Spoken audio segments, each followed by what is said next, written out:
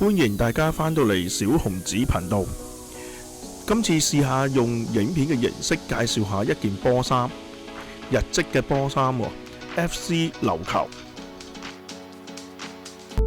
而家影緊嘅就係波衫嘅正面啦，正面就係一個海洋嚟嘅，而波衫嘅背面呢，就係珊瑚礁嘅做背景嘅。今次介紹嘅呢件就係 FC 琉球喺22年嘅夏季特別版啦。咁呢，我又印咗20號呢位球員啦。畫面而家呢個呢，就係日職嘅布章啦。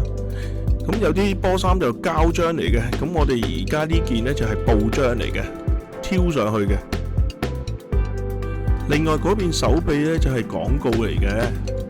咁咧，日職波衫都有個特色，大家都知道就係好多廣告㗎。呢個呢就係 FC 琉球嘅徽章啦。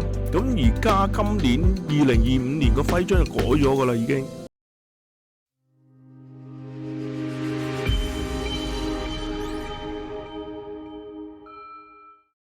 多謝收看，歡迎訂閱我哋嘅頻道，讚好片段同埋留言。